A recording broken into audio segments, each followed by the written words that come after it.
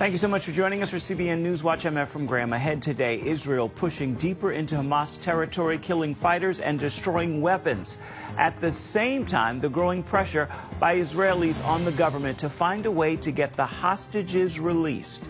Is there a ceasefire agreement acceptable to both Israel and Hamas? We're going to hear from the editor-in-chief of the Jewish News Syndicate about what either side would or would not go along with. And a living memorial being created in Israel to remember the victims killed by Hamas terrorists during the October 7th attacks. We're going to show you what is being done and hear from the relatives of some of those victims. All those stories and more ahead today, right here on CBN NewsWatch. This is CBN NewsWatch.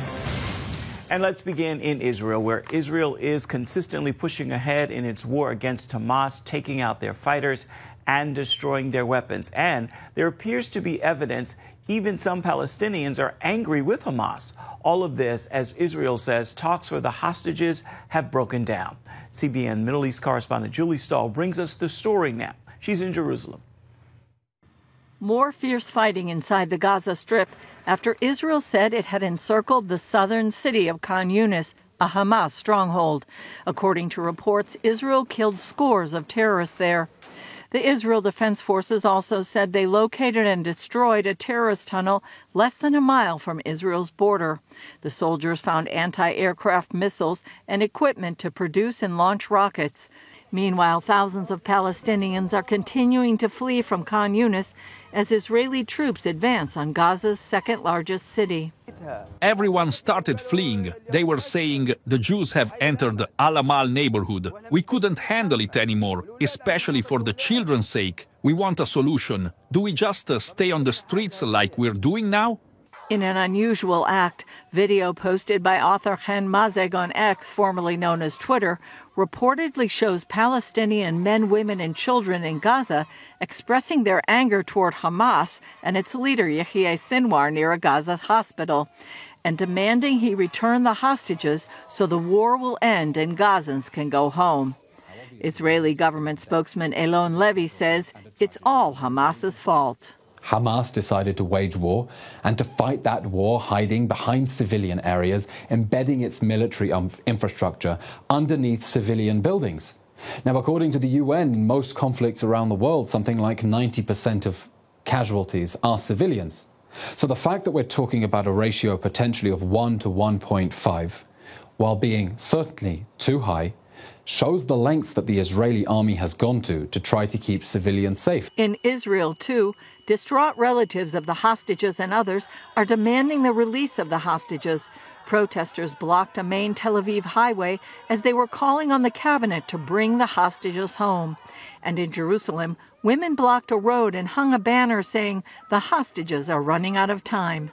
Israeli officials also dismissed reports that there had been any sort of agreement in principle on ceasefire talks, including the release of the hostages, and they blamed Hamas for blocking any deal. At a ceremony marking the 75th anniversary of Israel's parliament, the Knesset, Prime Minister Benjamin Netanyahu honored the fallen soldiers and repeated Israel's goal. This is a war on our home. It must end, and it will end with the eradication of the aggression and evil of the new Nazis. Those who attacked, kidnapped, raped, and murdered brought upon himself unprecedented destruction with his own hands. Netanyahu warned the West that Israel's fate would be theirs as well. I told world leaders that if Israel, God forbid, does not win, you will be next in line. The danger will reach you most certainly, quicker than you think. Julie Stahl, CBN News, Jerusalem. And our bureau chief, Chris Mitchell, joins us now with more. So, Chris, let's begin with where are you and what's the event happening behind you? Well, Ephraim, I'm right now in Ashkelon, just a few miles from the northern Gaza border. Right now, there's an event going on. It's just about ending right now by the IDSF. This is the Israel Defense Security Forum. It's about 20,000 retired officers and soldiers that have gathered together to present more of a conservative point of view on the war. They want to grow to about 200,000. We've interviewed the retired General Amir Avivi this morning about what the goals of this conference are. And really, what they want to do is they want to make sure that Israel stays strong and continues its effort to make sure that Hamas is eliminated. They also believe that the next major front is going to be up north with Hezbollah. But we've talked to a number of people, Ephraim, and one of the themes right now is here at this conference is that this is not just a battle for Israel. This is a battle for Judeo-Christian civilization, and they feel Israel's at the front lines of this war, and it cannot lose this war for the sake of the rest of the world. Hearing you say that, let's explore what is the big picture. What impact will this war have on Israel? Well, the big picture right now is not only in Gaza against Hamas, but as they were explaining, this is really Iran, the octopus in the Middle East, and it's stretching out to all these proxies around the region, Hamas being just one of them. The other one, the major one, is Hezbollah, but also the Iranian-backed militias in Syria and Iraq, and also the Houthis in Yemen. And so the mastermind behind all of what's going on right now is Iran. And this is the head of the octopus, the head of the snake. This is the big picture. And people really need to understand that it's not just this one battle, this conflict between Israel and Hamas.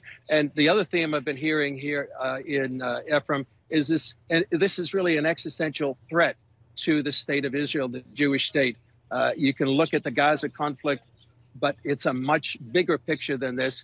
And that's why they believe it's so important for the U.S. and the West to stand behind Israel against Hamas and all these Iranian proxies in the region. So exactly what is the assessment there of how this war is going? Well, actually, I'm hearing a different assessment here than I've heard in some of the media. Some of the media has been saying maybe 20 or 30% of the Hamas terrorists have been eliminated so far. But right now in Khan Yunis, for example, there's 7 brigades, IDF brigades that are encircling Khan Yunis, maybe one of the last major strongholds in the Gaza Strip. One retired general was telling me Israel's never had that forces in one particular place to surround Khan Yunis.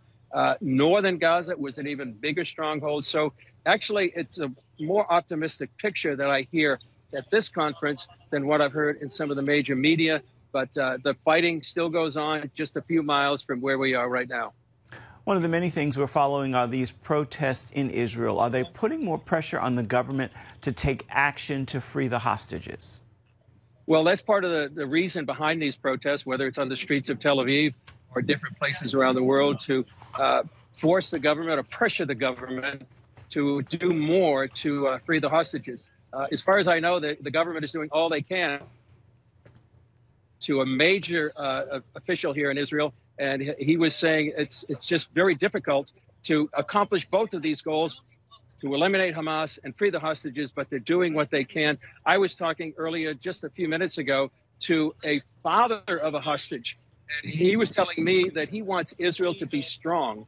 And he says, they've been fighting enemies for thousands of years, trying to eliminate the Jewish state.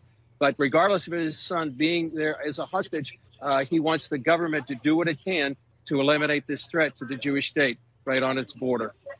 What are your thoughts? What do you see coming next in the fight against Hamas? Well, right now, I think the biggest thing is that there's battle right now in Khan Yunis in southern Israel. After that, there's maybe a more strategic and sensitive battle in Rafah, which is on the border between Gaza Strip and Egypt. That's going to be very sensitive. And what happens in the next few weeks and months, perhaps the war will end or Hamas will be eliminated. And the other big thing, Ephraim, is these leaders. Julie mentioned Yahya Sinwar. He's the leader of Hamas in the Gaza Strip. If they are contacted, if they can be captured or surrender, then that's going to be a big change here in the war with Hamas. All right. Thank you so much for your insight. Always much appreciated. Please stay safe. We are continuing to pray for you and the team. Thank you, Chris.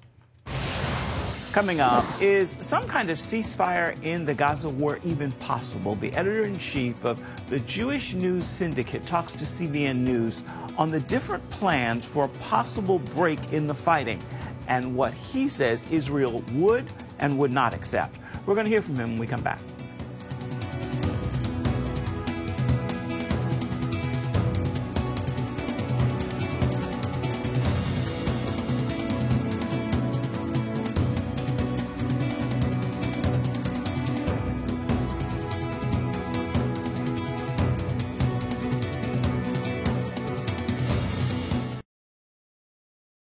Download the CBN News app, 24/7 news from a Christian perspective at home or on the road.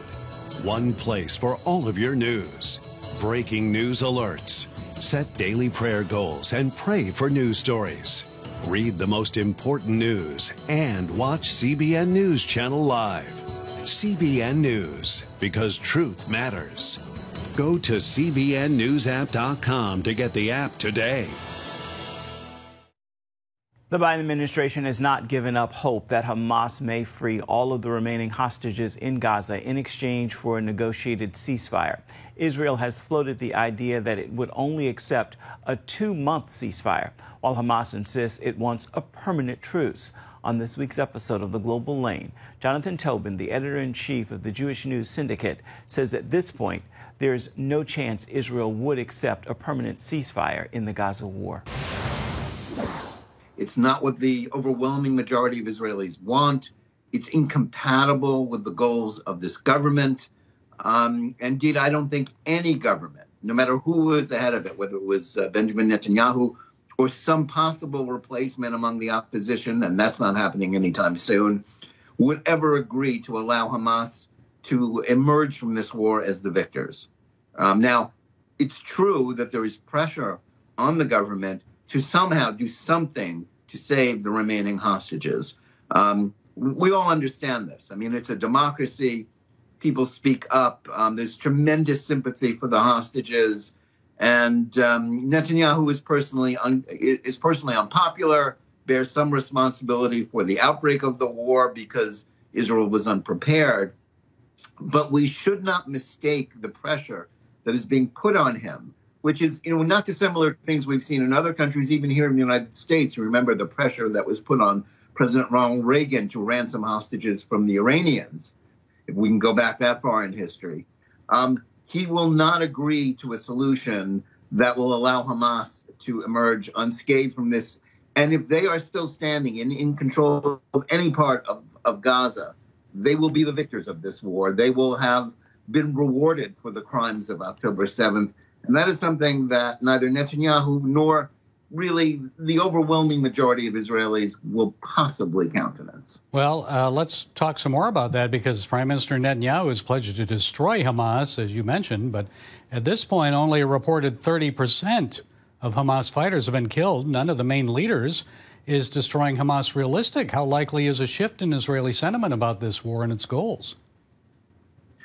I think, there's a certain amount of pressure being put on Israel, not just from the hostage families, but from the Biden administration and from its willing accomplices and cheerleading section in the liberal media. Hence, we have articles in places like the New York Times where Israeli generals are quoting you saying, oh, we can never win. It's impossible. This is all part of an operation basically to save Biden, not to save the hostages, because Biden wants this war over.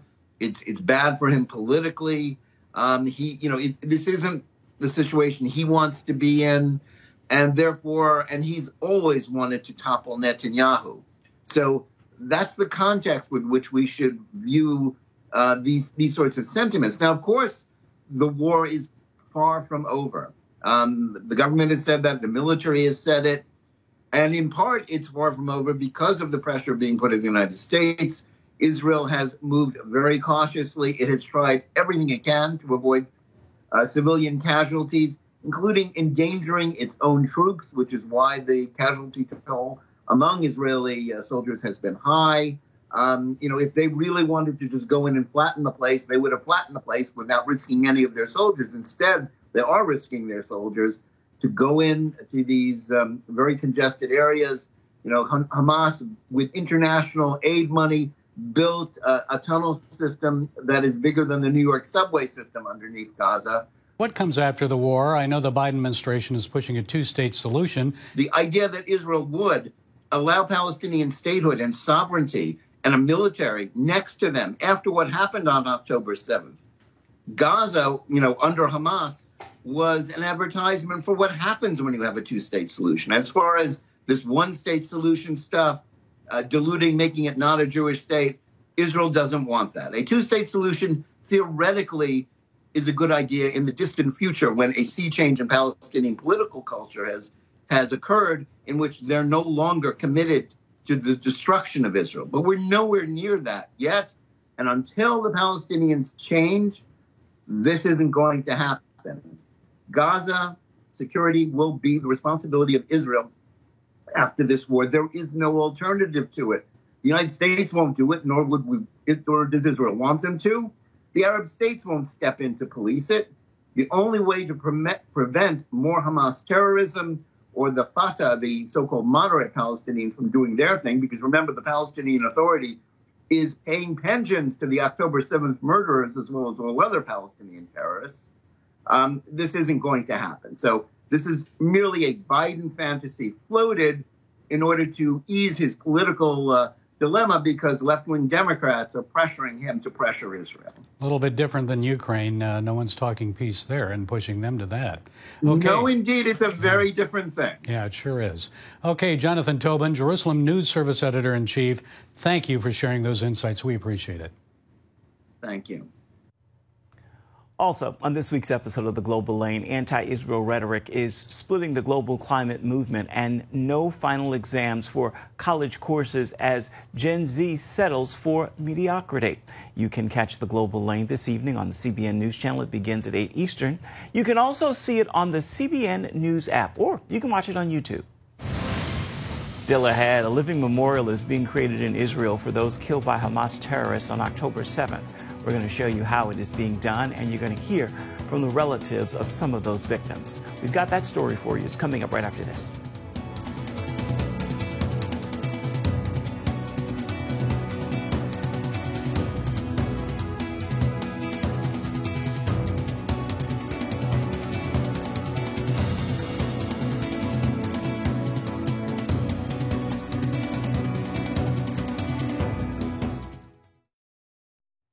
Israel's Forestry Service is helping to create a living memorial for the hundreds killed at a music festival on October 7th. The tree planting comes as the country marks what's known as the New Year of the Trees. Here again is CBN Middle East correspondent Julie Stahl with the story. As this year's Tu B'Shvat holiday comes under the shadow of war and death, those responsible for Israel's forests want to focus on new life. Everyone is welcome here, and we want this area also to have infrastructure for leisure and recreation and symbol of life, and also tell the story of what had happened here, because what had happened here can never happen again. This is something that is beyond human understanding, and this is what we want this place to symbolize. Here in this beautiful park where flowers are blooming, more than 300 trees were planted today by relatives of those who were murdered at the Nova Music Festival. We came here today to plant trees for them, to remember them, to give them the respect. We are deeply sad, and we feel that our hearts are taken away from us. Moran Cohen lost her brother Benjamin Cohen that day. He was a very good person. He was full of giving and helping other people. That was his way. Along with a number of his friends. My brother and his friends were 27. They were 5 friends together. The trees are planted next to each other. Also, they are buried in the same cemetery where we live. One of those friends included Natalie Amar's brother and Vera Moshe's son, Eden David Moshe. He was very, very kind. He loved people. He was very good uncle to our kids. He loved life. Ben, Tamar, Dor, and Iftach were very, very best friends with Eden. They raised together in the same school, high school. They finished school together. They were friends during all life. Eden and his friends had looked forward to the music festival for a long time. This is what we have left to do, to remember, to tell who wants to hear about who he was, how perfect and special he was in life and also in death. Natalie says it's hard to be there, but it's important for people to remember and to understand the truth. It's not fair for us, the families, to see the hate around the world, against Israel. This is, I think, the message every person in Israel wants to scream to the world. We are the good people, they are the evil people. By the trees, we symbolize that the state of Israel is here to stay, and that's how we see it. And that's why we decide to celebrate life due to those horrific actions that were done here by Hamas, and to tell them, you can never break our spirit. We will keep on planting, we will keep on the life here in Israel. Julie Stahl, Ra'im Park, site of the Nova Music Festival, Southern Israel. We'll be right back with an encouraging word for your day ahead. Stay with us. Introducing a brand new way to start your morning. Get your daily quick start from CBN News. A quick read on the important news of the day delivered right to your inbox. Stay current on breaking news, politics, and entertainment. Discover how God is moving around the world and here at home. Plus, get exclusive stories and daily scripture encouragement just for you. Stay informed. Go to quickstart.news and subscribe today. Time now for your Thursday Thankful. I'll ask that you would join me in a prayer of gratitude. Father, thank you. In this moment of gratitude, it's hard to name all you've done, all you are, and all you promise to be. So I'll just say thank you. No words actually rise to the level of gratitude I feel in this moment and every moment. Thank you, thank you, thank you, and amen. With that prayer, make this a Thursday filled with thanksgiving and gratitude. That will do it for this edition of CBN News Watch. I want to thank you so much for watching and remind you, you can always find more of our news programs on the CBN News channel. You can find them there at any time as well as online. That address is cbnnews.com. Take a moment. Let us know what you think about the stories you've seen here today or any day. You can email us. The address, newswatch@cbn.com. You can also reach out and touch us on Facebook, Twitter, and Instagram. We certainly would love to hear from you. We look forward to seeing you right back here come tomorrow. Goodbye and God bless.